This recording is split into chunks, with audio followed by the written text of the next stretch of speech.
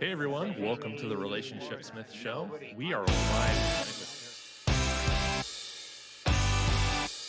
tonight I have been a Bill and Ted fan my whole life. This is an actual box still full of cereal. By the way, quick trivia question. Quentin Tarantino once gave an interview. This is his favorite cereal. So I'm going to use this to get to his last movie. I don't know. That's his Bill and favorite Ted cereal. That's Quentin Tarantino said this was his favorite cereal. I don't know. Wow, I have that's a Bill and Ted. I have a Bill and Ted question. The movie's been mined to death for information. I haven't been able to find much. The cut scene of the prom at the end, I liked it because it actually explained that they did go back to try to find you in Old England. Yeah. Was there anything else in that scene that we didn't get to see that informed the movie or the characters? Or that's a good point. You know, that last scene, Rufus, we had the same thing where the phone booth arrives at the prom and we both get out. So Rufus does the same thing where he brings us to the guys. The guys are wearing the greatest tuxes ever, which was their pants were cut at the knees. Their tuxedo pants were cut at the knees. And they wore high tops and Converse high top sneakers. Okay, so they look great. And to me, that would have caused, if that ending had happened, people who rent tuxes would never come back with the pants. They would have them all end up high. Yeah, I would have done it. History. It would have changed history. It would have changed history. That's what insurance is for on those things. Yeah, definitely. And there was a big party scene, and the idea, I really think it was I think we were up on stage, maybe, or maybe not. We were all holding hands, and I think at the end, I remember we were prom king and prom queen, like that was the end. We were prom kings and queens. Okay. So that was a cool thing. And Rufus didn't give us, I don't think he gave us the guitar. I think it ended with us just going to the prom and being happy. So I think he just delivered us. I don't remember I have to ask Ed Solomon what that was, but I don't think it was. I think it was just and we didn't play the prom either. We didn't play in the band. It was just, well, I hope not. They were pretty bad. Which is why I think they really wanted it to end with them playing in the band and us playing in the band, because they wanted us, maybe the idea, for the sequel. They had an idea already. Hoping for that sequel myself, but that they went a different direction. I really want to touch real quick before we move on to Better Off Dead. George Carlin. I grew up listening to George Carlin. I knew the 7 deadly words when I was 7. Oh my gosh, I remember. Oh and just to have worked with him, I'm lucky I got to see him live twice. And I can't imagine actually working with him. That's you say very nice things about him in your book as well. Mm-hmm. By the way, the book we gotta mention that you have 3 books. People can buy the one I read. We could put the graphic up right here. Make sure to go and look it up if you ever wanted to know anything about a lot of the stuff we're talking about here. Diane absolutely covers it in the book. It starts from the very beginning and it goes all the way up until I don't remember the last. I think you probably 2017 or something. Yeah. I did in 2012. So this book goes till 2012. This is my autobiography. So if you know nothing about me, I wrote it as if you know nothing about me, and this is what it's like to be an actress. So if you are interested in me as an actor, or you're interested in how you get into the business, how does somebody who's had no connections start to be a movie star? So this is the book. My second book has to do with Last American Virgin. This is called The Excellent Adventures of the Last American French Exchange Babe of the 80s. The second book is called the one about Virgin is called The Excellent Curls of the Last American French Exchange Babe of the 80s. And then the third book is about Better Off Dead. And that is called The Excellent Comedy of the Last American French Exchange Babe of the 80s. And if you look up Diane Franklin books or Diane Franklin books, Better Off Dead, you will find it. They are all on the internet, or you could go to dianefranklin.com and order one, and I will sign your copy, and I'll send it to you. So yeah, you can get signed copies of these books on my website, dianefranklin.com. Thanks. I only started doing that this year, so people are starting to go, oh my gosh, I've got to get the book. because I'm still, and I signed a quote, like I'll sign a quote if you have a quote you like from Better Off Dead. So I got the Kindle version, so I'm gonna have to order the other one to get the signature. exactly. No, that's why, and that's why I did books. I only did that one in Kindle. But I made the other ones because I think people really like to get those books signed. When I do a convention, like I'm doing a convention in Florida in February at Pensacon. And so people can come there, they can get my books, and I can sign them there too. So it's the only thing I don't do is international sales of my books or pictures, because the shipping is so expensive. Oh my gosh, shipping is crazy. So anyway, and it gets messy if something gets lost. And yeah. Before I cut in on my question, moving on to Better Off Dead, since we have somebody who's been patient enough and kind enough to ask a question in chat, Josh, here's the question from MX Quattro. BOD was iconic and still is today. The Camaro in the movie made me want one forever, and I eventually got one many years later. In fact, my car was restored with parts from the original movie car. And I was wondering, how could I ever get Miss Franklin to sign my car? I'd love that. Oh my gosh. Well, I think you have to. First of all, where do you live? Second of all, like, where do you live? If I'm at a convention, if you came, I have had actually people with the Camaro drive to a convention, and I have signed their car. Okay. The other thing you can do is, I would absolutely sign your car. I guess, I don't know if you want to mail me a part of your car. That's like so crazy, but He's in Connecticut. He's in Connecticut. Oh, if I have stay connected on my Instagram and my Facebook, because if I do a convention back east, I can let you know, and then you can come there and have me sign. There is an event. I know Savage Steve Holland is going to be at an event in March in Connecticut, so you could get him to sign it too. It's for a theater. So look at Savage Steve Holland, who's the writer director of it. Check out the event. It's going to be at a theater. He asked me to come. I don't know if I'll be able to, but you should definitely attend that, and you could get him to sign it. I'm sure he would. Yeah. He said he sent you a Facebook friend request. I don't know. I give up Instagrams. Okay. Facebook people, this is a problem. My Facebook is full. It only takes 5,000 people. I have 5,000 people. And then when I tried to open another Facebook, it wouldn't do it. But there's Diane Franklin. Okay, no, I don't understand this, and maybe you guys can explain it. Okay? I don't. I don't. I'm an IT person by day, and I can't get our TRS account to not be part of my account. And when I tried switch it, it let me, but didn't. You're not doing anything wrong. Facebook is just horrible for anybody doing this stuff. Okay, so here's Instagram. Here's what I do. I try very hard. You will see if you follow me on social media. I'm everywhere because I don't know what everything does and who reaches what. So I guess there's my Facebook friend thing, and that's full. But then there's a page, a Diane Franklin page, and that is me too. And I'm wearing a black shirt. So if you go to my page and follow me there or friend me there, then that's where you can join me.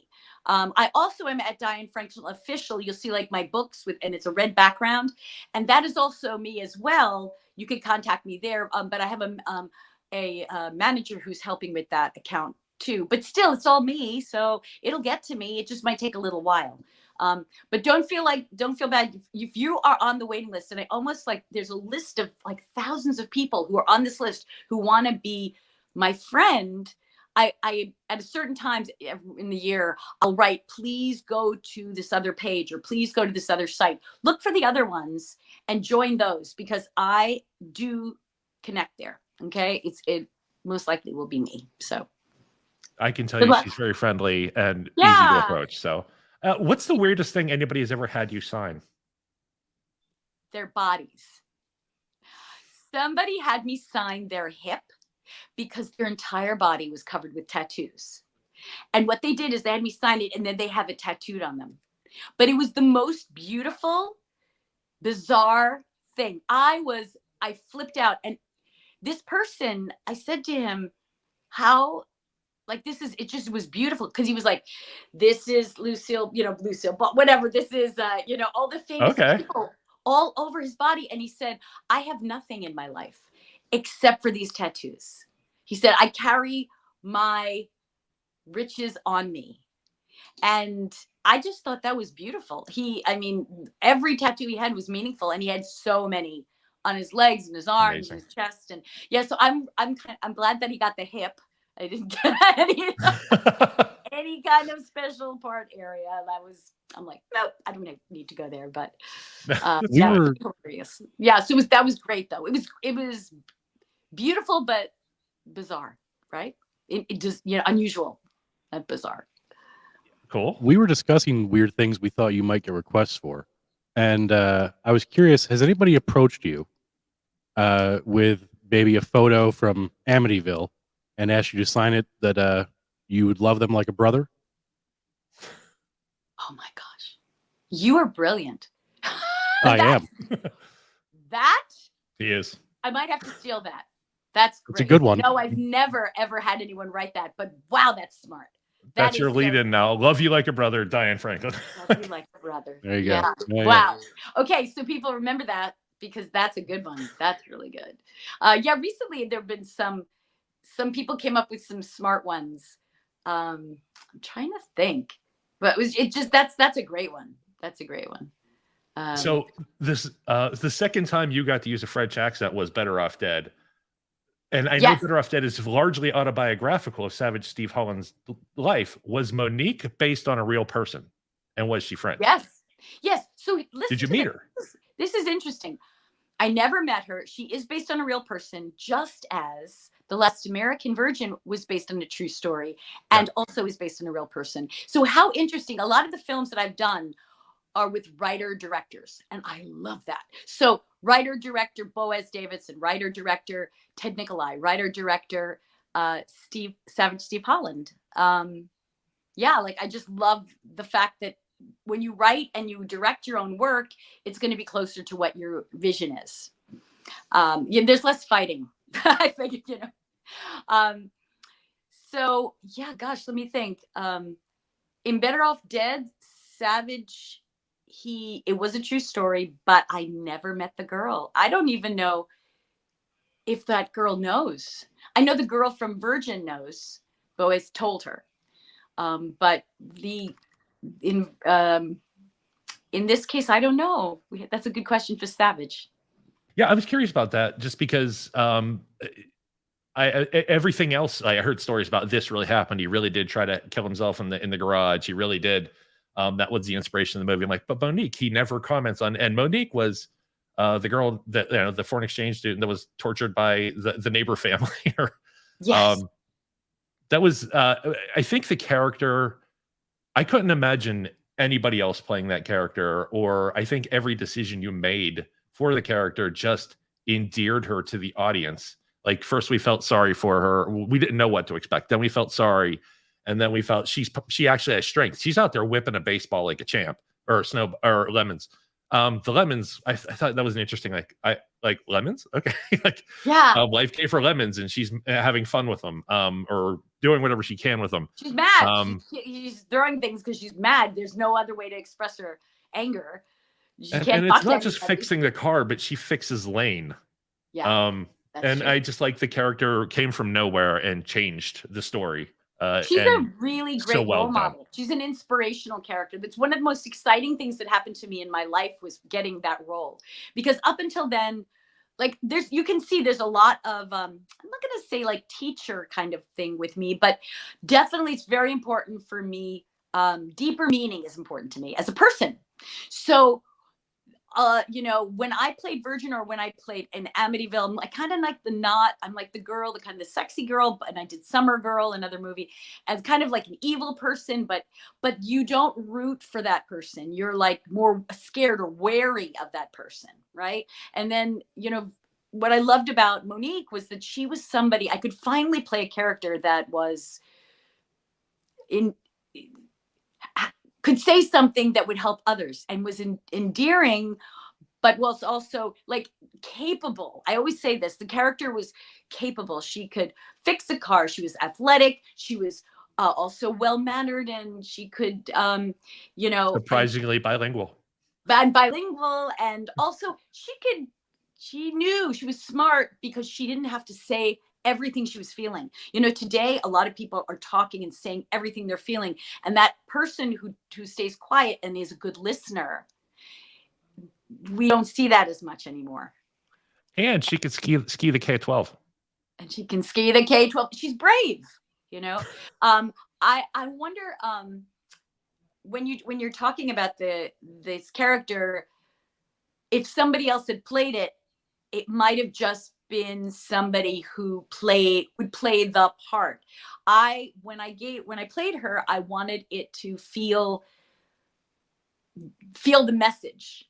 Len, I cannot do it is your middle name. You can do it. Beat him. All you need is a small taste of success, and you will see it, and you will find it suits you. There's little moments, right?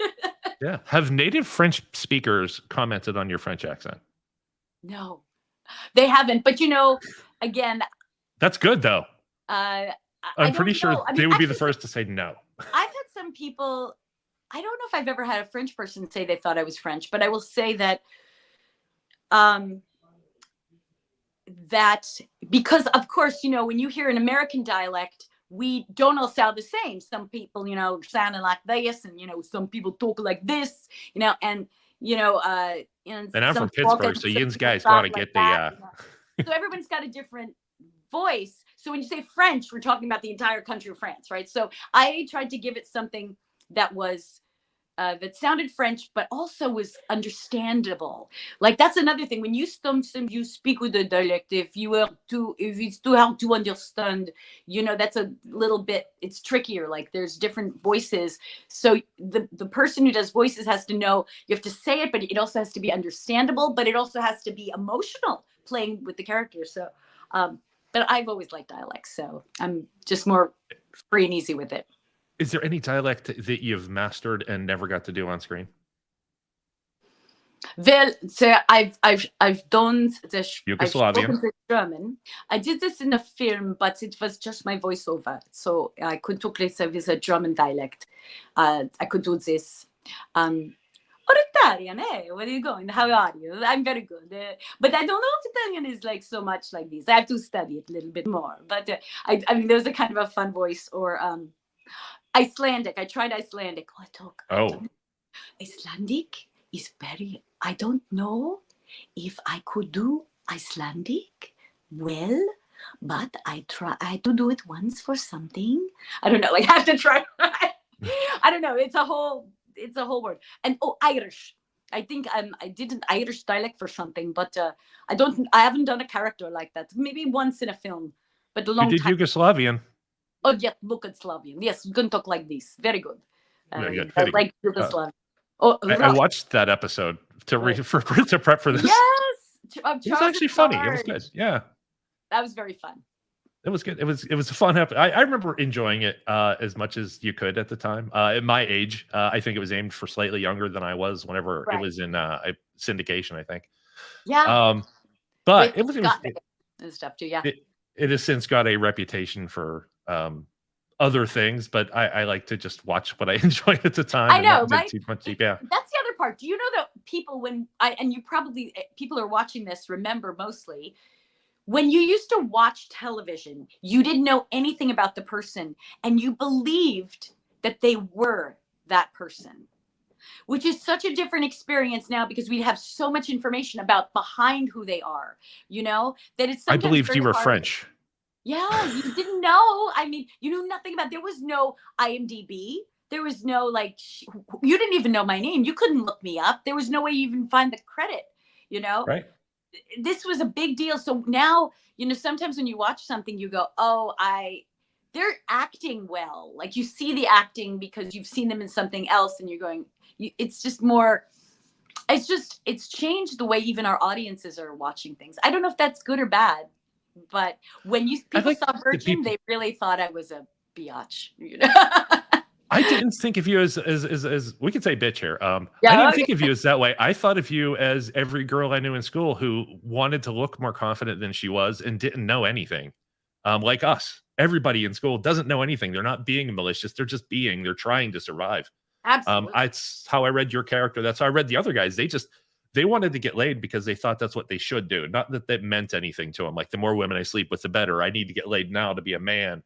Yeah. It And wasn't. funny you said, well, they're learning too. Everybody, that movie, Last American Virgin, really was about, and it is, I think, kind of a requirement It for should be all now guys to watch. with You the learn incel so movement. much about life, right? Is like I don't want to get too much into this, but there's a lot of guys who don't know how to approach women, that don't know how to treat them as people instead of I need to get laid and you're the person I can get laid with, so therefore I bought you a present, you're my girlfriend. Whatever. Yeah. There's a lot of misunderstanding, and like and as I'm watching the movie, I had a very cynical comment, and the way to a girl's heart is to buy her an abortion. But like at the end of the Right. movie, they're like, That's what it looks like, right? at the end of the movie, they're like, no, you can't buy a girl. You have to just accept that she has a mind of her own too. She might not be into however nice you are to her. It's okay. Yeah. Yeah. You can't buy a girl. And there are girls who will. It was funny. There was a recent Marilyn Monroe quote that was like, it was a funny thing. Like guys were always like, well,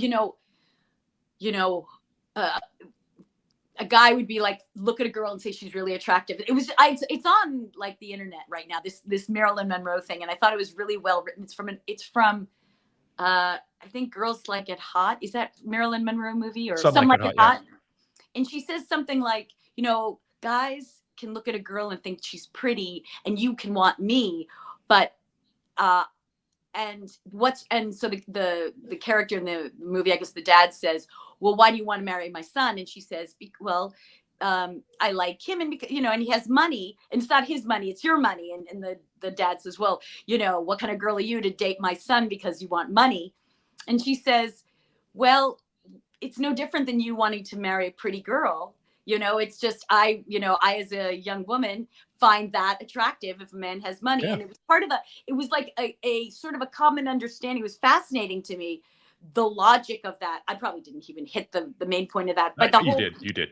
But the whole thing is that when you are finding a relationship, you are looking for the person, and it's not, you might like somebody who doesn't like you, and you can't force that. It's a timing thing, and you might find the perfect person, but it's just not the right timing. There's a lot of things having to do with relationships. Anyway, I'm probably going off. And that's what I'm here for. I love talking to people about relationship stuff. So.